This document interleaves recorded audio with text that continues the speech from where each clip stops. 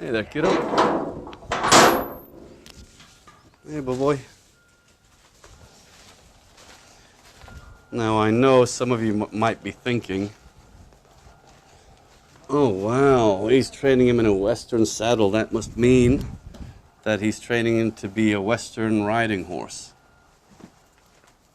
The truth is, I would like to train this horse, or retrain him and turn him into a nice show jumper.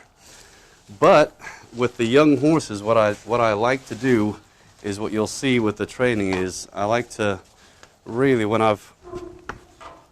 when they really don't have that great of a foundation, I don't want to be sitting on the saddle and pulling on the reins and, you know, even by mistake using the reins to balance myself. So these Western saddles are really comfy for me to sit in. You know, it's a little bit more secure if he does anything silly. And if he does do anything silly, then I've got a nice horn on that saddle that helps me just hang on while he gets through his craziness. And then I just calm him down with,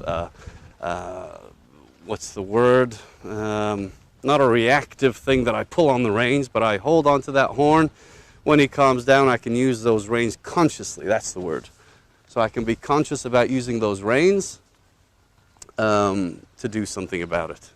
But anyway, as always, I'm going to start off in the round pen, and then we're going to take him to that big arena over there and see how we get on with the riding. So he's actually quite good with all the groundwork, but I just haven't been very consistent with him, so he does come up with issues every once in a while. So let's get started.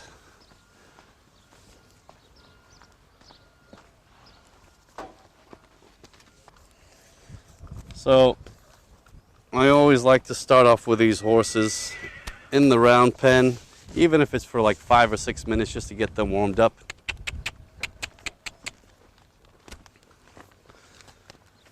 So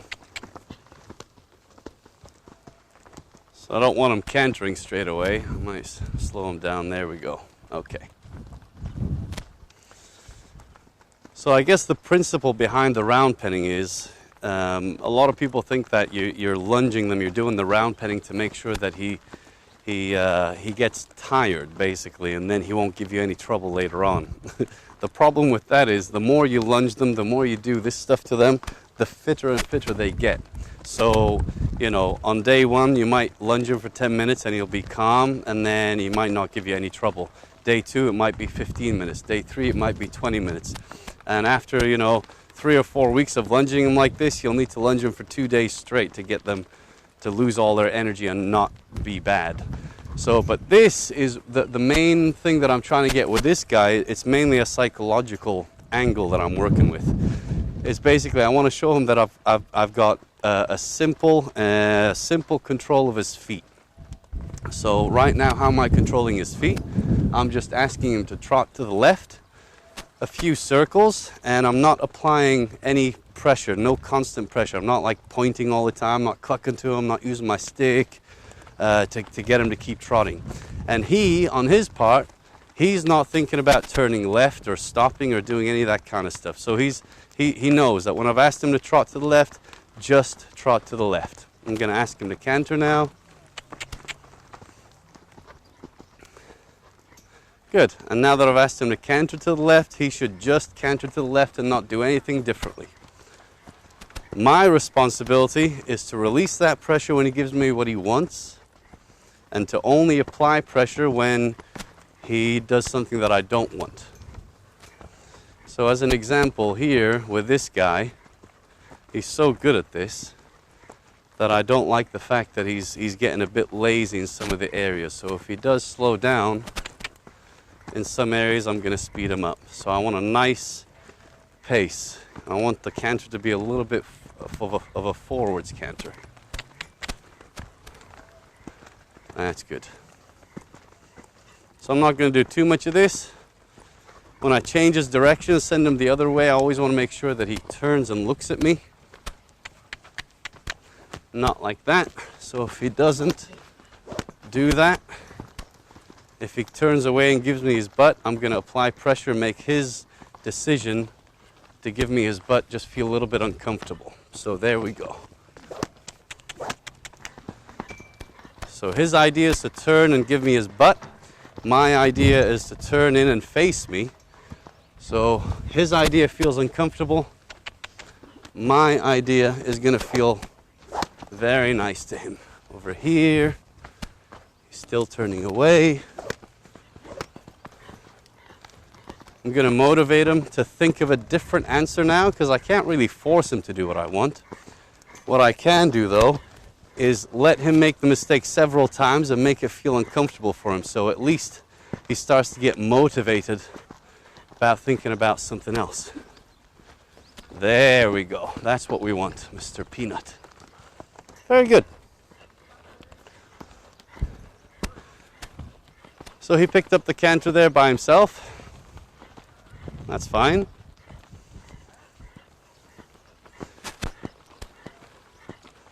And the only thing that's going through my mind now is, when are you going to break gait and trot? Because that's the only time that I'm going to apply pressure.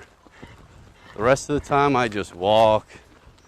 Maybe you can hear it in my voice. I'm just totally chilled with this horse. Send him a few circles this way. Speed him up a little. Good, let's change his direction here. That's very nice. Good boy. Good boy.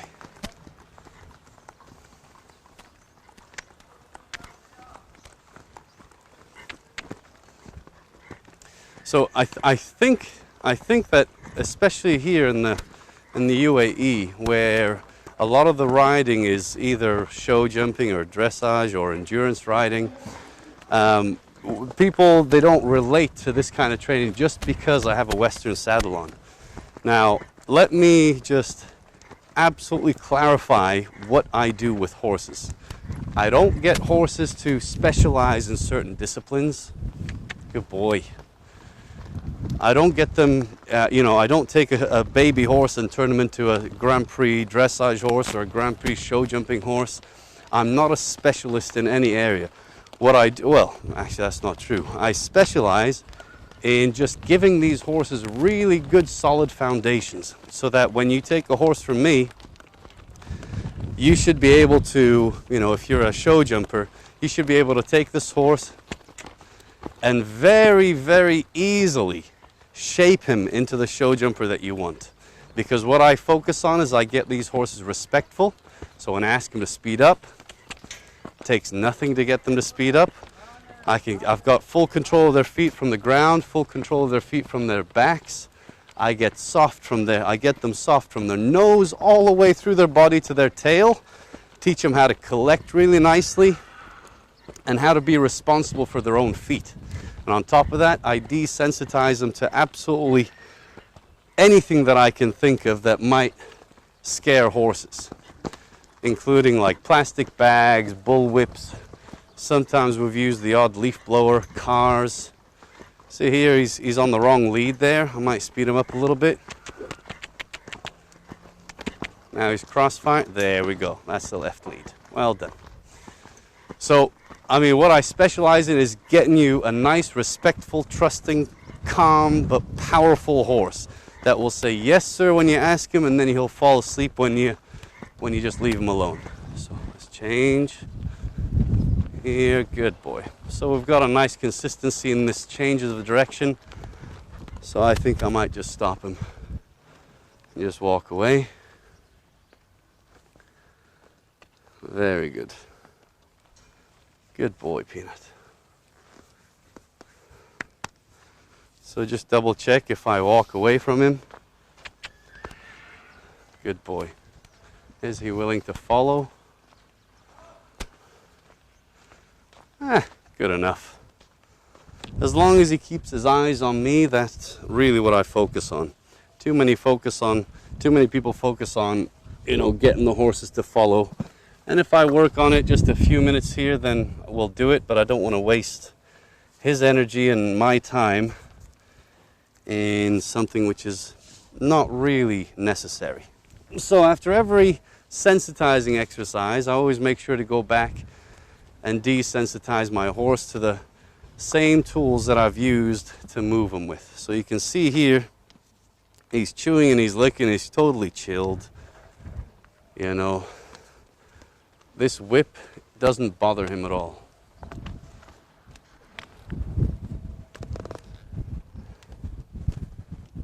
There's too many horses that are just afraid of the tools that you're using with them. You know, the horses do respect the riders, and they respect, say, for example, the spurs and the bits and the whips and things like that, but they respect them with, you know, based on a fear. You know, they're scared that you're going to hit them. Therefore, they move and they react a little bit more than respond. So here, what's the difference between a reaction and a response? It's pure and simple. Response requires the horse to think of a few options and give you the option that he thinks is best. A reaction is basically his response to survive. He's trying to survive when he's reacting, that's all. I don't want him just to survive with me. I want him to be totally chilled around me and allow me to touch him anywhere and touch him with any tool.